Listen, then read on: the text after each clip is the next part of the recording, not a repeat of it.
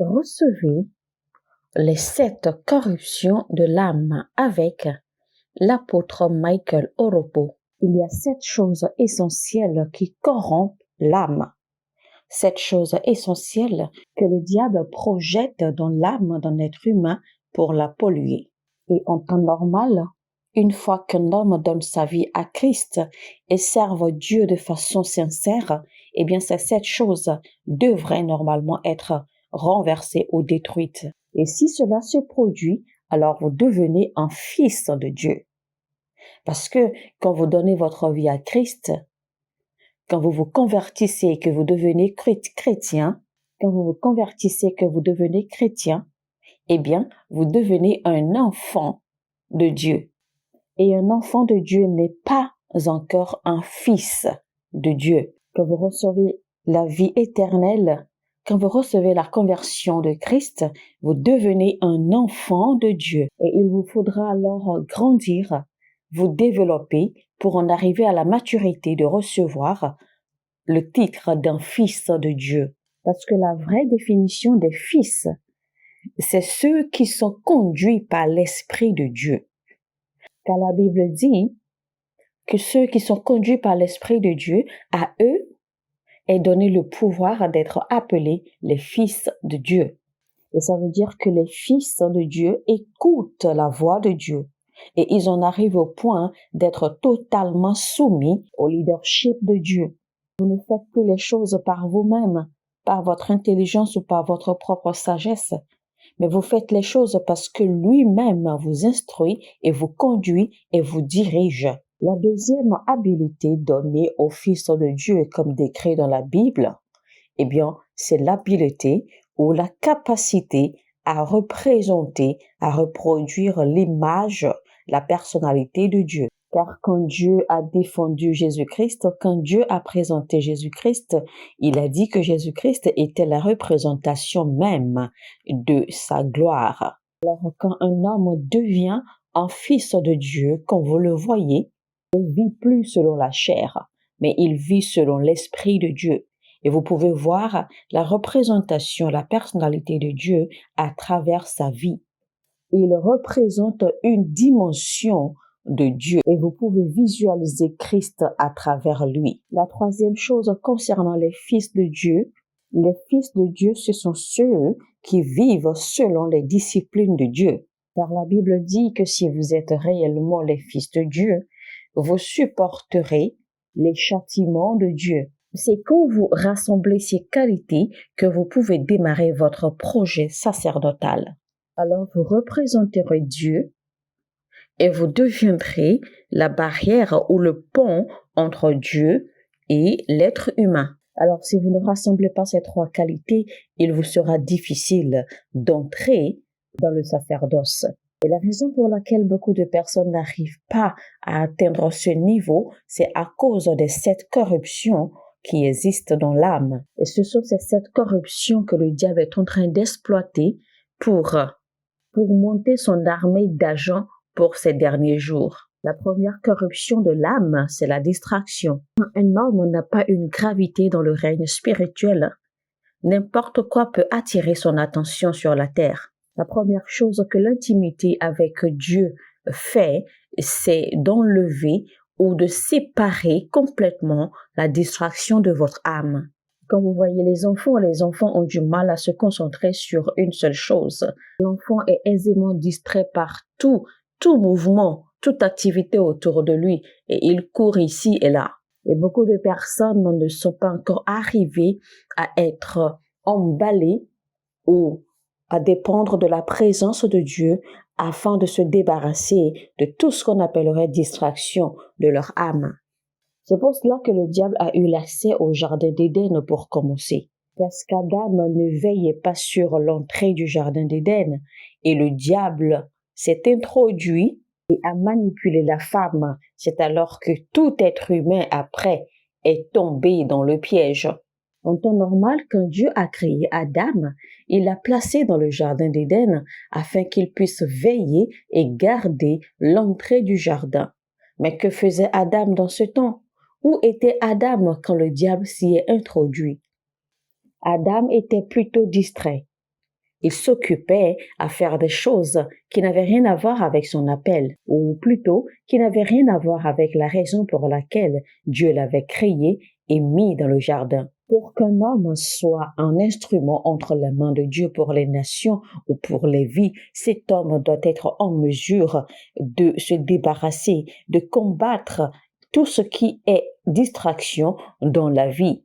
Et chaque fois que vous croiserez cet homme, vous le verrez toujours dans l'exercice de la raison pour laquelle il a été ordonné ou de la raison pour laquelle il a été appelé. Il y a une histoire qui est racontée dans le livre de 1 Roi, chapitre 20 au verset 40 qui dit ceci. « Mon Seigneur m'a confié un prisonnier en disant « Surveille-le, surveille cet homme et si tu le laisses s'échapper, tu prendras sa place. » Et il dit ensuite « Or, pendant que j'étais occupé ça et là, le prisonnier disparut. » Et la Bible dit que le roi réclame sa vie. Beaucoup de personnes sont très occupées ici et là à faire des choses qui ne les concernent pas. Quand vous rencontrez des gens qui ont perdu la voie de Dieu, je reprends. Quand vous rencontrez des gens qui ont perdu le chemin de Dieu, sachez que c'est la distraction qui les y a emmenés. À quoi dépensez-vous votre temps? Dans quoi investissez-vous vos efforts, votre énergie, votre temps? Avez-vous pu cibler la raison de votre existence? Et vivez-vous avec la raison de votre existence? La deuxième corruption de l'âme d'un homme, c'est la peur. Et le diable en est au courant. Et c'est pour cela que vous allez voir dans notre monde d'aujourd'hui, les mauvaises nouvelles sont propagées 1000 fois plus rapidement qu'une bonne nouvelle. En réalité, votre subconscient est bâti pour détecter rapidement les mauvaises nouvelles afin d'être préservé. Et le diable passe par là ou passe par ces événements pour implanter la peur dans l'âme des hommes. C'est des pandémies qui surgissent de nulle part. Tantôt c'est les guerres ici et là. Tantôt c'est des événements qui troublent l'âme des hommes. Tout ceci, c'est pour implanter la peur dans vos cœurs. Et quand vous devenez effrayé de ces choses, vous commencez à perdre votre discernement. Et à ce moment, vous perdez l'habileté à confesser votre foi. Donc la peur est une corruption de l'âme. Alors la peur est une corruption de l'âme. La troisième corruption de l'âme, c'est la charnalité, c'est-à-dire vivre selon la chair et la luxure. La charnalité et la luxure. Et j'entends par luxure les convoitises. Alors quand un homme devient charnel et luxurieux, il ne peut plus recevoir les choses prévues par Dieu. Car la Bible dit clairement qu'un homme charnel ne peut pas recevoir les choses de l'Esprit de Dieu et il ne peut même pas les reconnaître. Cet homme devient aveugle spirituellement et il ne peut plus capter les saisons et les mouvements de Dieu. La quatrième corruption de l'âme, c'est l'égoïsme et l'égocentrisme. Ils ne sont concernés que par eux-mêmes. Et parce qu'ils sont ainsi, Dieu ne peut rien leur confier de sérieux. Quand vous analysez bien votre vie, de quoi avez-vous réellement besoin? De combien avez-vous besoin pour survivre? La Bible dit, si seulement vous avez de quoi manger, de quoi vous vêtir et où poser votre tête pour dormir, eh bien, contentez-vous de cela. Alors le mal ici, c'est quand vous devenez égocentrique, quand vous devenez très égoïste, vous ne serez pas en mesure de regarder autour de vous. Vous ne serez pas en mesure de penser aux autres. Et quand c'est comme ça, vous ne pouvez pas faire partie de l'agenda de Dieu. Parce que tout ce qui concerne Dieu, c'est le nous.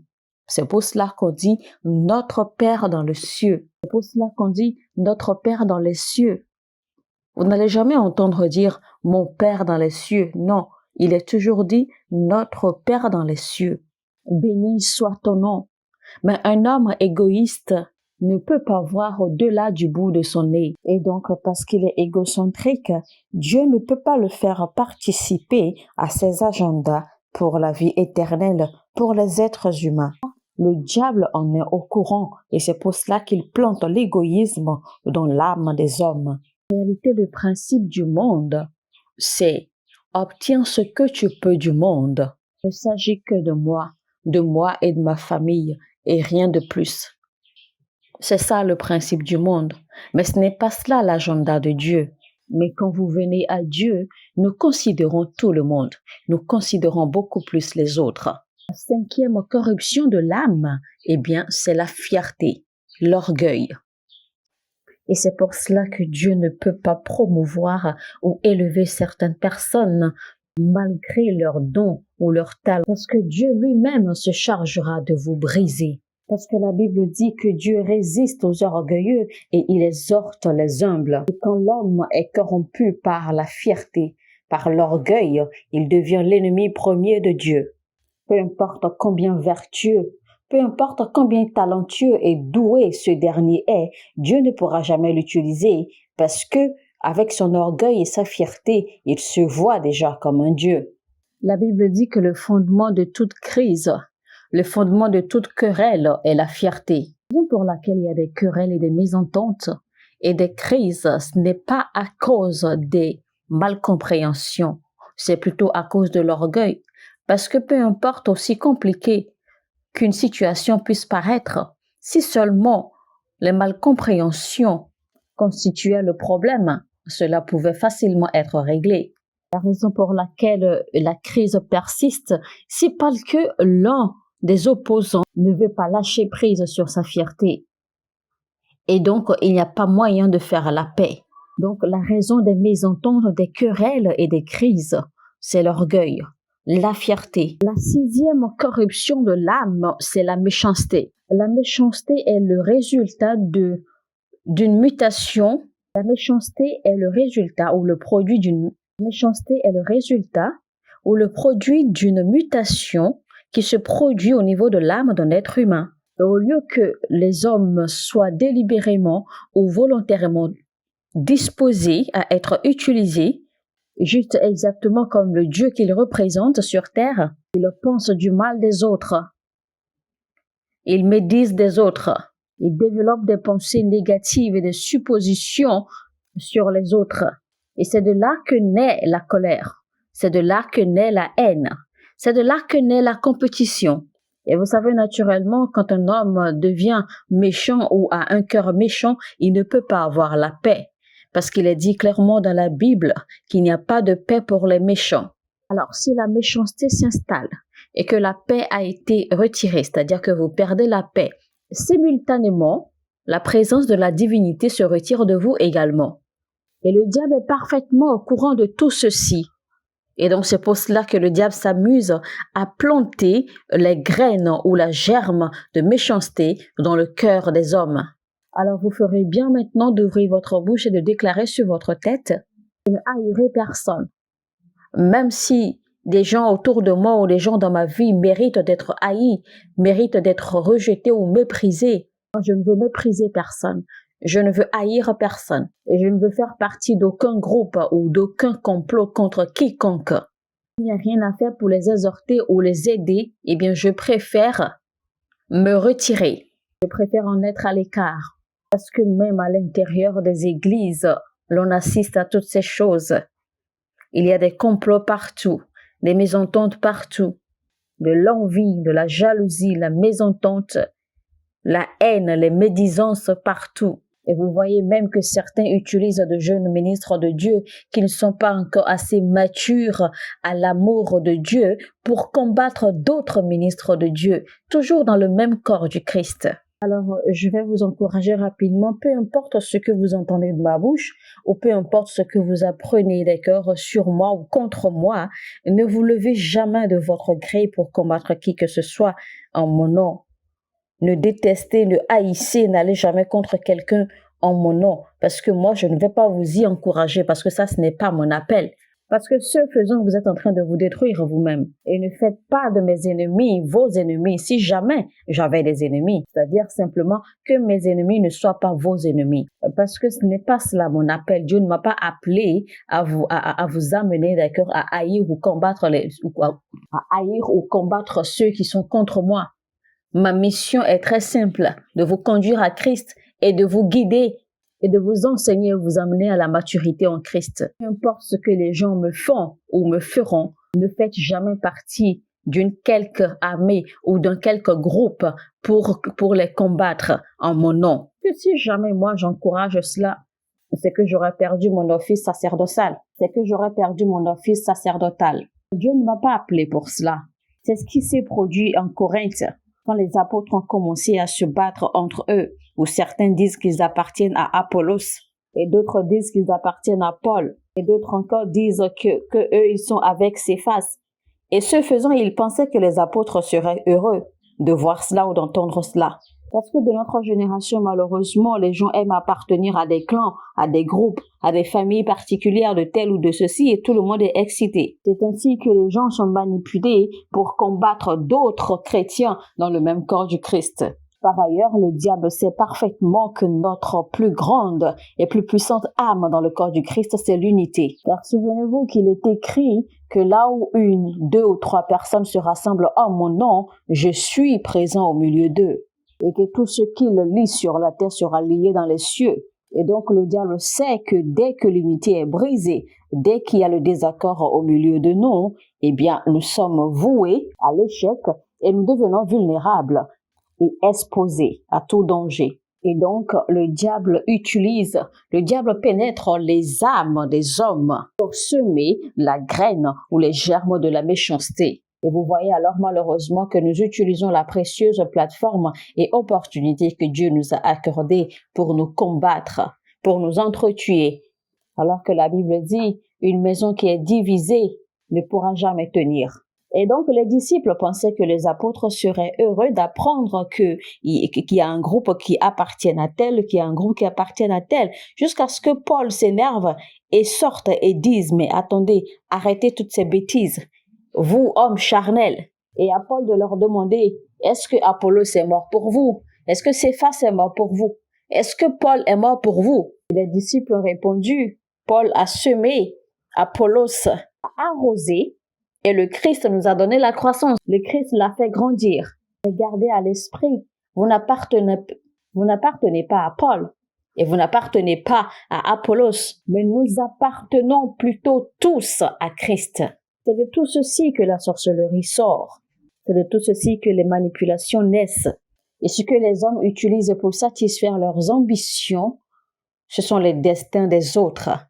Les jeunes gens qui possèdent de grandes potentialités en Dieu, au lieu de les enseigner, de les former à défendre l'intégrité de Dieu, leurs esprits sont manipulés. Ces jeunes gens sont manipulés et transformés en armes pour détruire depuis l'intérieur des églises.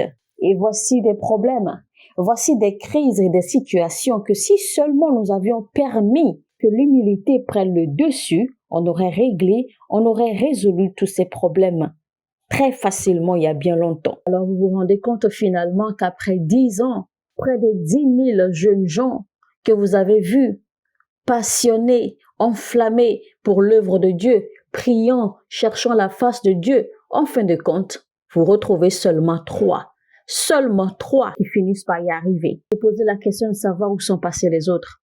Qu'est-il arrivé aux autres? Et enfin, la 7e corruption de l'âme d'un être humain, c'est la religion. Je vous en prie, refusez d'être religieux. Ne priez pas pour créer des impressions ou pour impressionner. Ne récitez pas des versets bibliques juste pour paraître spirituel. Permettez que le Saint-Esprit vous conduise et laissez-vous, abandonnez-vous, soumettez-vous à l'autorité de la parole. La chrétienté n'a rien à voir avec les émotions.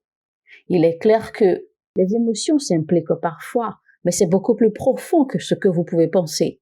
Avant de faire quelque chose ou avant de poser un acte, référez-vous toujours aux Écritures bibliques, histoire de voir ce que les Écritures bibliques en disent, comment les Écritures bibliques demandent que cela soit appliqué ou cela soit fait, et soulignez également les résultats qui seront obtenus si vous suivez les préceptes qui sont recommandés par les Écritures. Alors là, vous cesserez d'être un homme religieux. Alors, si les Écritures disent par exemple que la prière est un travail, alors cherchez toujours dans les Écritures comment il faut prier, parce que les Écritures expliqueront comment il faut prier. Cherchez également à savoir, à maîtriser les résultats qui seront obtenus quand vous priez selon les Écritures. Si ces 3 critères ne sont pas mis en place, vous n'êtes qu'un religieux, c'est-à-dire que vous n'êtes qu'une personne religieuse. Ne faites pas seulement les choses qui vous plaisent à vous-même. Ne faites pas seulement les choses dont vous jouissez tout seul. Parce qu'au fur et à mesure que vous croissez, que vous grandissez dans votre vie spirituelle ou dans votre marche avec Christ, vos émotions changent étape par étape. C'est pour cela que vous ne pouvez pas bâtir votre vie sur les émotions. C'est pour cela que vous ne pouvez pas bâtir votre vie sur les émotions. Si par exemple, tu décides de faire une semence, va voir dans les Écritures si la Bible recommande que l'on fasse des semences. Et si oui, comment la Bible recommande-t-elle que les semences soient faites? Ne permets pas que quelqu'un vienne te prêcher comment il faut donner ou comment il faut semer et simplement t'exciter à commencer à semer ou à donner sans que tu n'en aies une claire compréhension et une claire révélation. Et donc, surveillez également les résultats qui en sortiront. Parce que si vous faites de la bonne façon, les résultats seront indéniables. Et si vous ne voyez pas des résultats, ça veut dire que quelque chose va mal dans la façon dont vous avez fait. Et donc, à ce moment-là, arrêtez-vous tout de suite. Ne faites plus rien. Repartez à la parole, repartez aux Écritures bibliques et cherchez à savoir et comprendre comment la Bible dit, comment les Écritures bibliques demandent-elles de semer ou de prier ou de faire ceci ou de faire cela. Et faites tout pour comprendre, saisir le comment avant de vous lancer. C'est ce que la religion fait. La religion vous punit en fait. La religion vous expose des choses à faire et vous expose en même temps des punitions ou des pénalités qui suivent ici et là.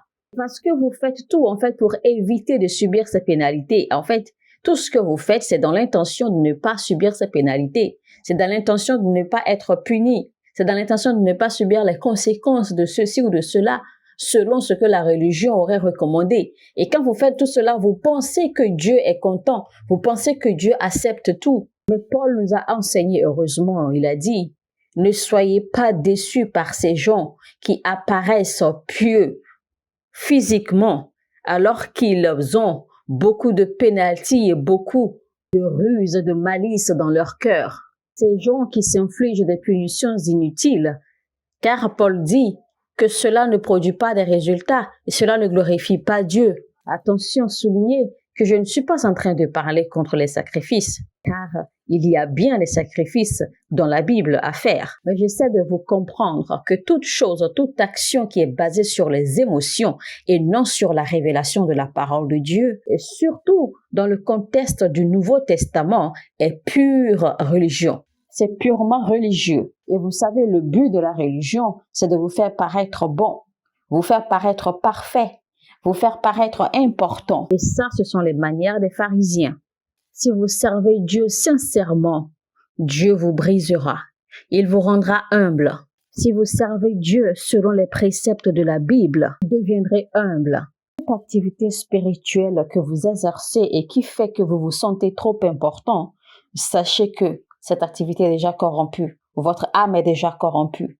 Que ce soit la prière, que ce soit dans les dons, que ce soit dans les jeûnes, que ce soit dans le service. C'est le moment où vous vous voyez parfait, où vous vous voyez trop bon, où vous vous voyez même trop important. Ça devient entièrement religieux. À ce moment, sachez déjà que votre âme est corrompue. Mais si c'est sincèrement avec Christ, vous finirez par être humble. Car la Bible dit que cet homme demeure en toi et que Christ croisse en vous. Malgré que le Christ soit égal à Dieu, il n'a jamais clamé cela. Dieu est désespérément à la recherche d'hommes. Et si des hommes doivent monter pour respecter les préceptes de ce message, pour représenter Dieu sur la terre, eh bien, ils doivent tout faire. Ils doivent travailler pour être loin de ces corruptions de l'âme. Et voilà des choses que le péché introduit à l'âme des hommes. Parce que toutes ces corruptions sont bâties sur un fondement. Et ce fondement, c'est le péché. Le péché et les iniquités. Mesdames et messieurs, c'était les 7 corruptions de l'âme avec l'apôtre Michael Oropo.